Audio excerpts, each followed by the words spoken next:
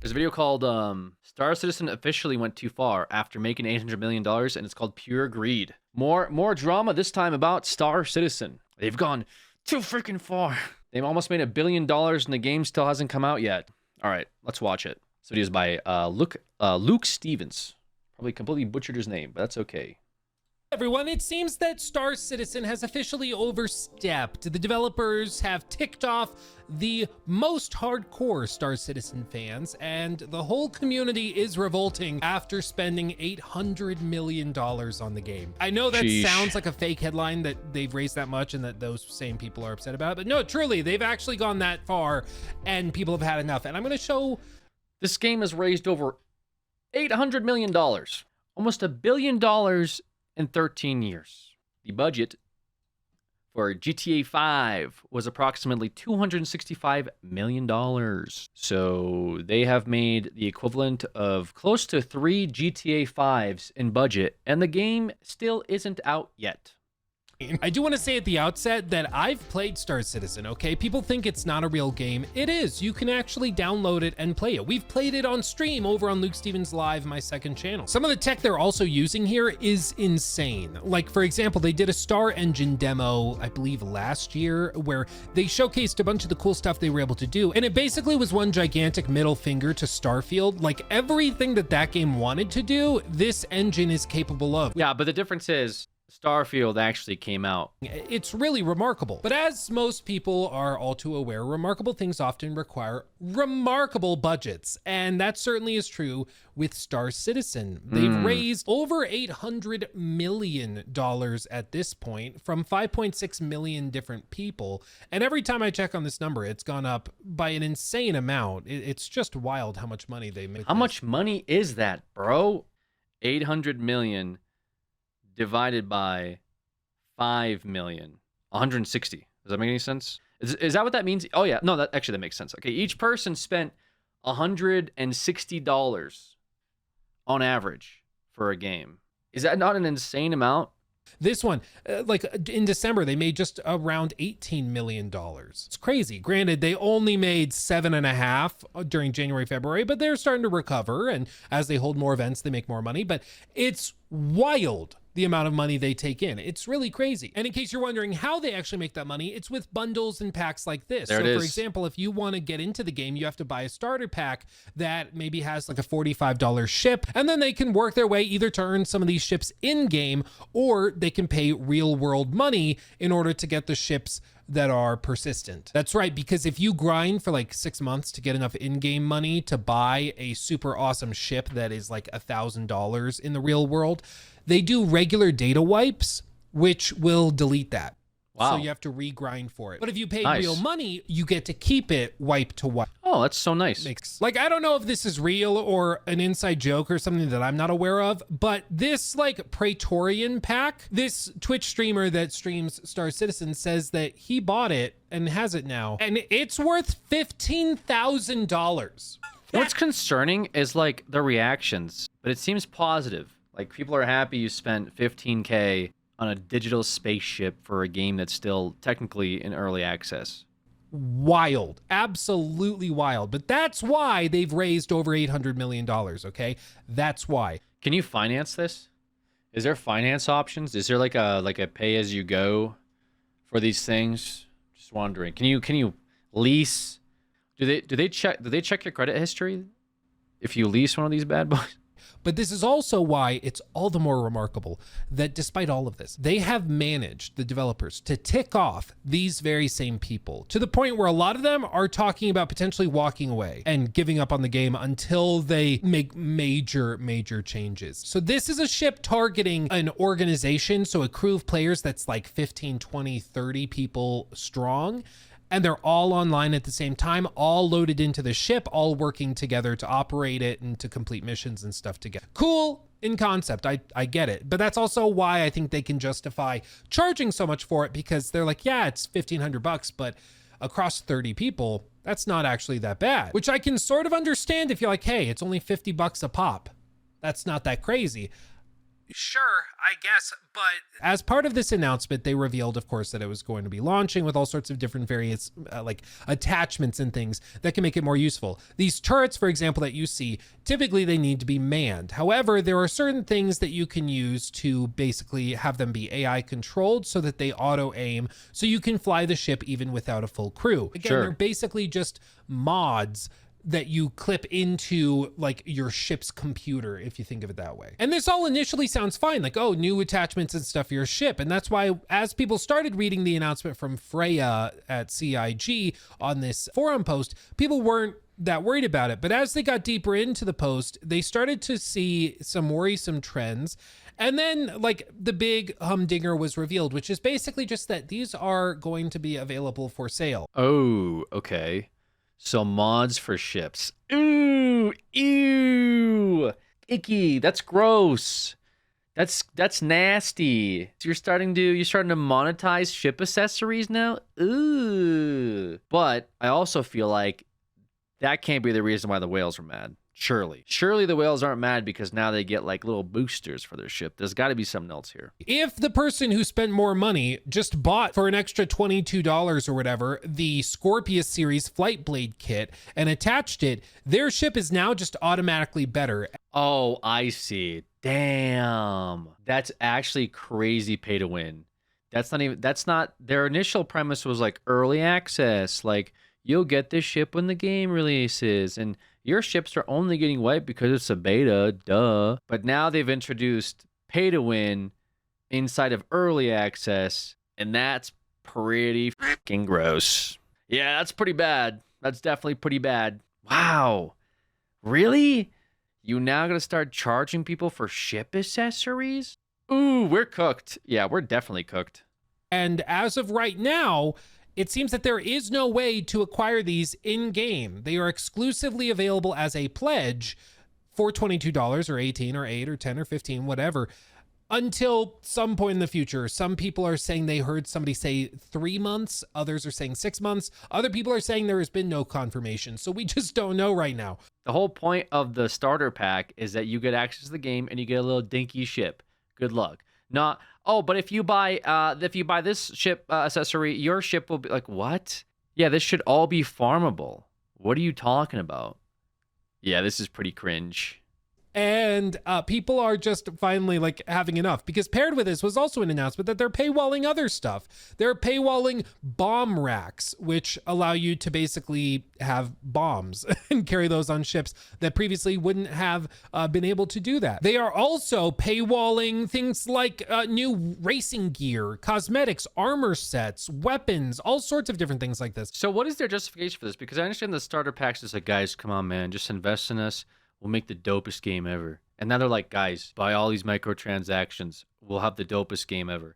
Guys, buy these skins. Guys, buy this $1,500 ship. Guys, buy these bomb racks. They're selling quality of life, which, by the way, creating a problem and then selling the solution is one of the cringiest forms of microtransactions. Yeah, that's wild. Okay, if they want you to spend money on these armor sets, they're going to make sure the only weapon and armor sets that you can get in the core game itself are lame in comparison, because they want you to feel incentivized to spend money for it. Same with all these, same with the weapon mods, same with the actual ship mods and blades. I wouldn't mind this if the game didn't have ship packs that cost $1,000.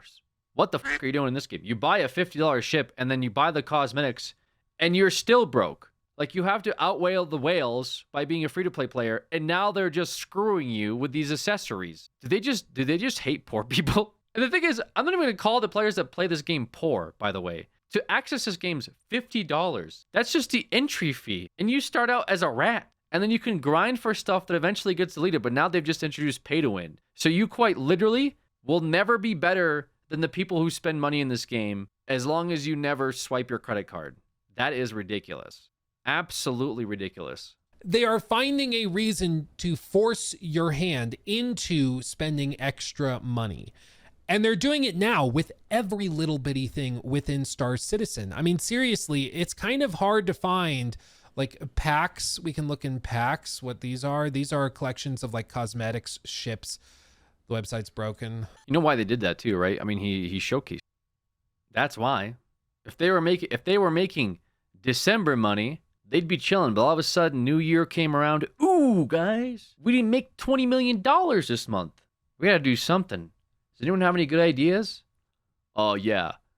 How about we just, I don't know, ruin the game. But like, if you want to be competitive in mining, or if you want to go and do races, if you want... Brother, I'm looking at this like, is this a real ship? Do they send you a real ship to your house? $725. You got me fucked up. My favorite part was where it says in stock.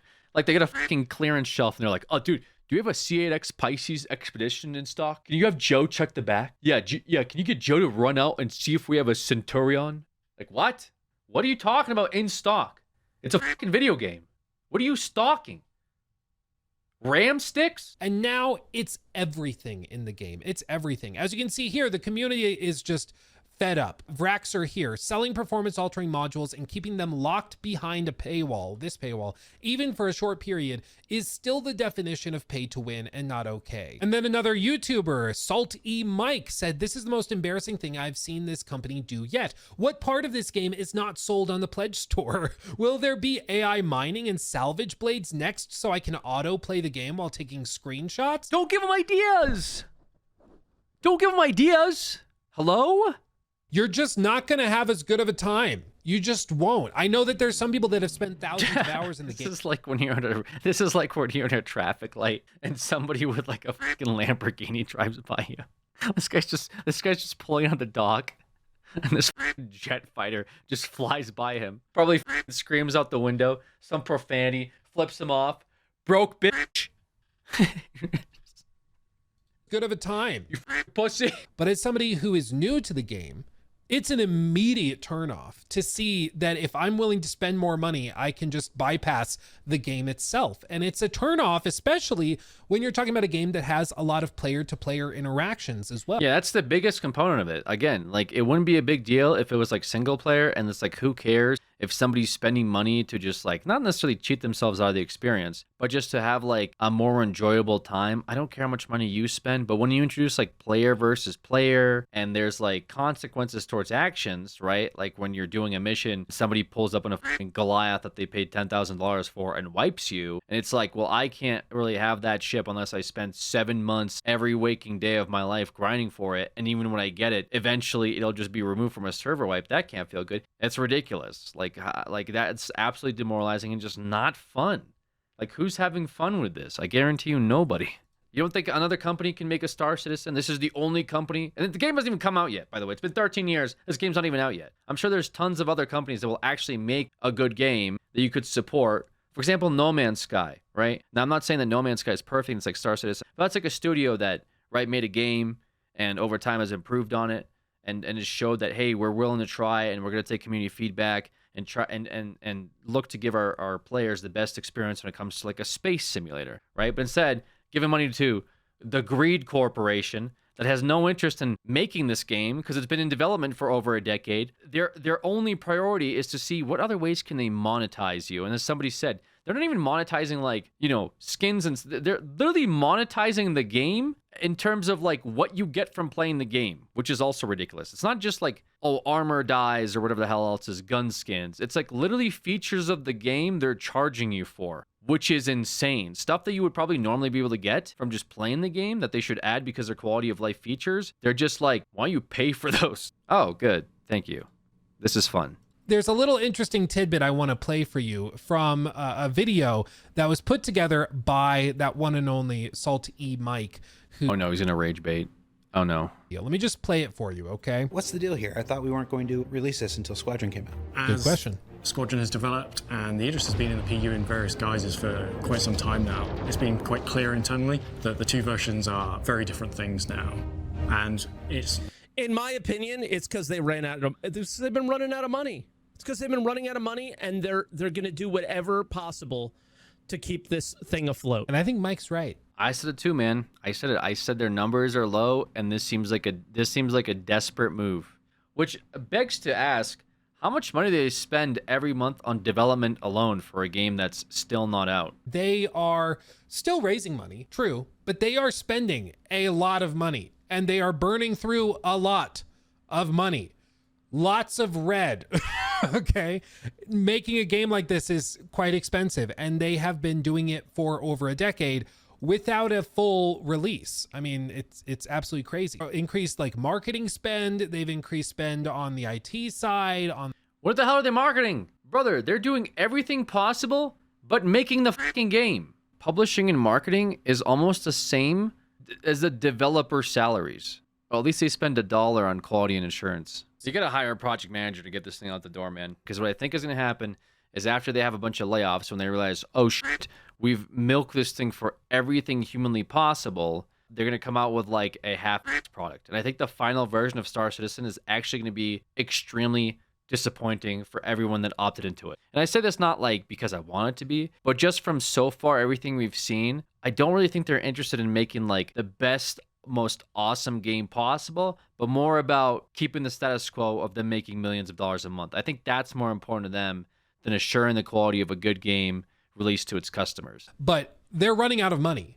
They just are. Okay. And at some point, they have to either release a product that makes the money, or they just run out of money and the whole thing shuts down. I wonder, did they ever do like an estimation of like what if they came out with all of these cool features and people just naturally played the game and spent money on all of their already ludicrously priced packages instead of just deciding to charge the already existing player base for everything that they've had in development over the past several years? Like, the idea is that you have paid for them to develop this game, and in return, they have developed spaceships and modules and AI and features that they've gone back and are now charging you for. Yeah, it's not even a pay to play, it's literally pay to pay. I cannot imagine a world in which you get to stomp all over your own fans and customers and it launches well. Like, I don't see that happening. They don't care. Let's face it. Maybe they can blow us away. Maybe they walk this back. An hour after this video goes up, they walk it all back and I get to make a fun pinned comment saying, ignore all of this. But as of right now, this is a mess. I mean, even if you say ignore all of this, they still attempted it. Even if they say that, it's the attempt was made. And sometimes the attempt in and of itself is just as worse as the actual action of doing it, right? Seemingly, I guess we'll see how this plays out. My prediction? Not well.